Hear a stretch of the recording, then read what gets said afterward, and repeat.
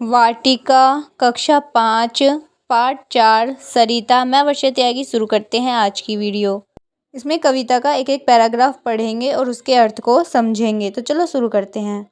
यह लघु सरिता का बहता जल, कितना शीतल कितना निर्मल, हिमगिरी के हिम से निकल निकल। यह विमल दूध सा हिम का जल, कर कर निनाद कलकल छल छल, तन का चंचल मन का विह्वल। यह लघु सरिता का बहता जल। अब हम इसके अर्थ को समझेंगे। यह छोटी सी नदी का बहता हुआ जल बहुत शीतल और स्वच्छ है। पर्वतों की बर्फ के पिघलने से बना यह जल इतना स्वच्छ है कि दूध के समान प्रतीत हो रहा है। यह कलकल छलछल की ध्वनि करते हुए लगातार बहता रहता है। लगातार शोर करते हुए बहने के कारण यह तन से चंचल और मन से व्याकुल प्रतीत होता है।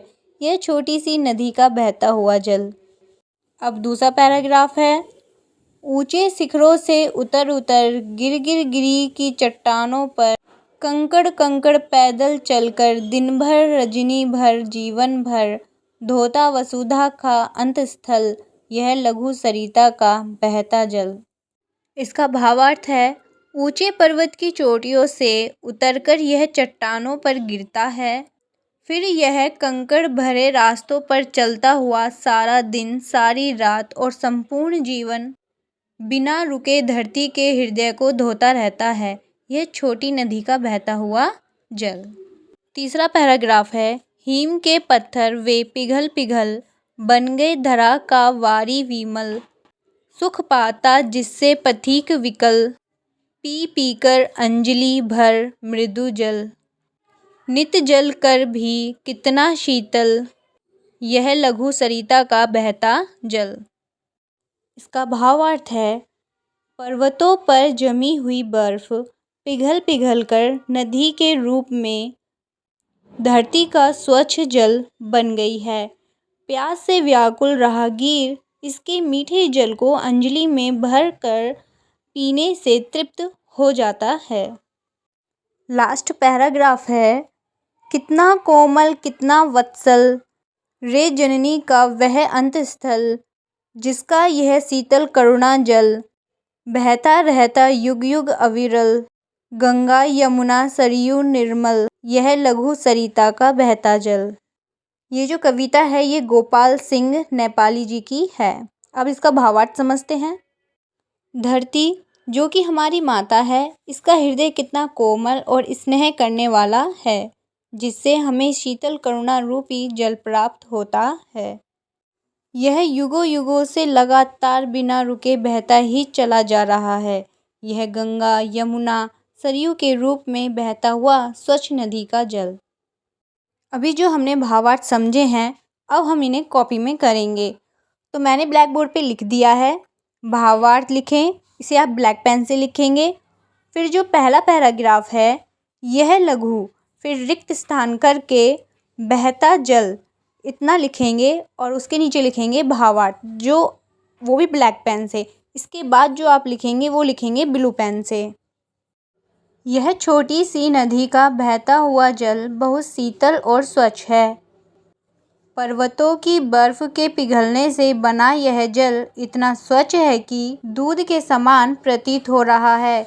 यह कलकल छलछल की ध्वनि करते हुए लगातार बहता रहता है। लगातार शोर करते हुए बहने के कारण यह तन से चंचल और मन से व्याकुल प्रतीत होता है। यह छोटी सी नदी का बहता हुआ जल। अब ऐसे ही दूसरा पैराग्राफ करेंगे। ऊंचे शिखरों, फिर डैश डैश करेंगे बहता जल। भावार्थ है, ऊंचे पर्वत की चोटियों से उतरकर यह चट्टानों पर गिरता है, फिर यह कंकड़ भरे रास्तों पर चलता हुआ सारा दिन सारी रात और संपूर्ण जीवन बिना रुके धरती के हृदय को धोता रहता है। यह छोटी सी नदी का बहता हुआ जल।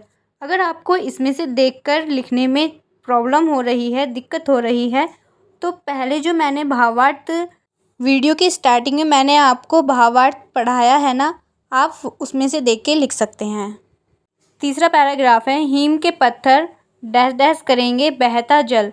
अब इसका जो भावार्थ है इसमें आपको देखने में प्रॉब्लम हो रही है, आप वीडियो को थोड़ा सा पीछे करिए, जहाँ मैंने पढ़ाया था वहाँ से देखकर लिख लीजिए।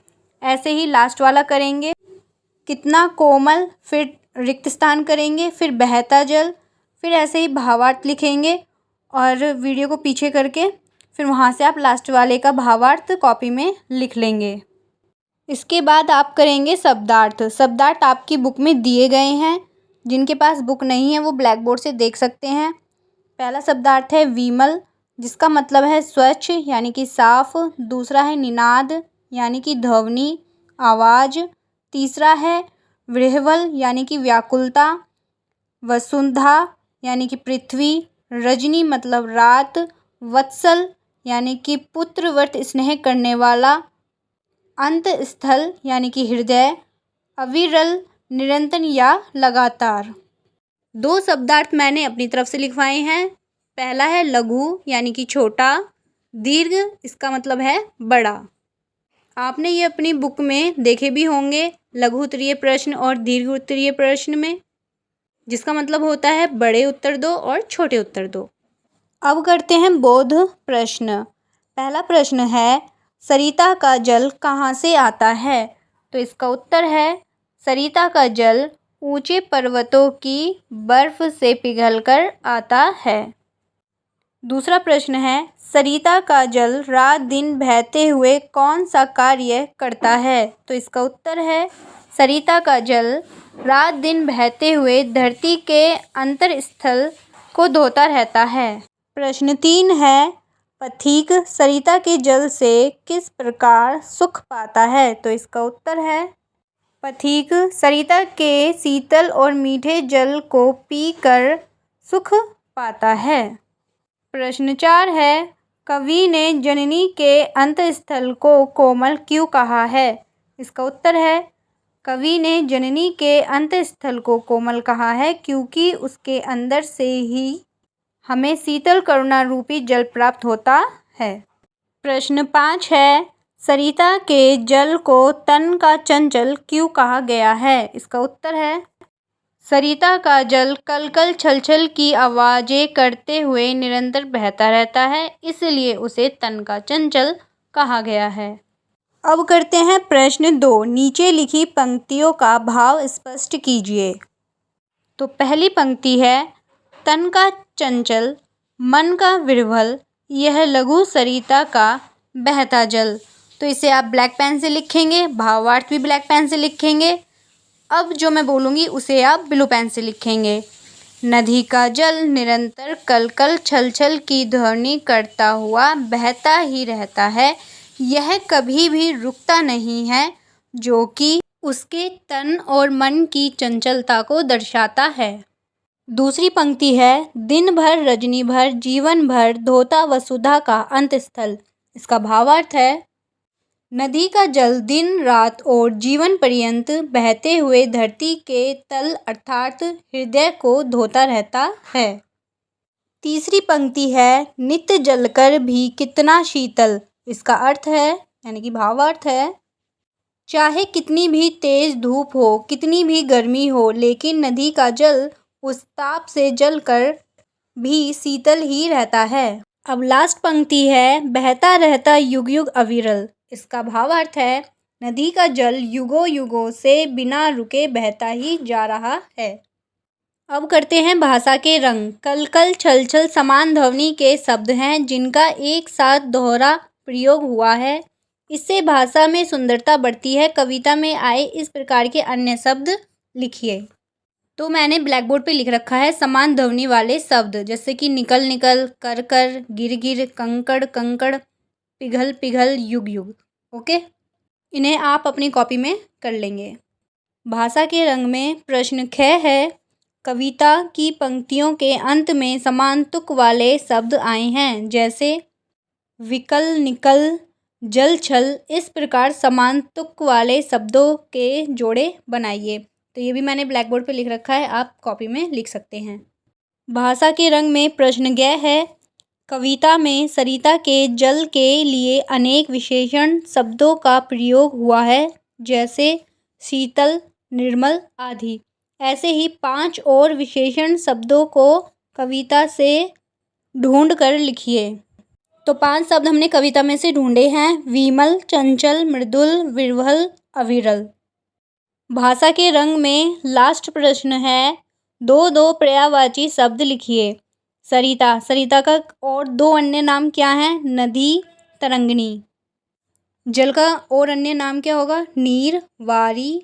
पर्वत का गिरि, भूधर। वसुधा का धरती और पृथ्वी। नए हैं तो चैनल को सब्सक्राइब करें, वीडियो को लाइक करें, कमेंट करें, अपने दोस्तों के साथ शेयर करें। Thanks for watching.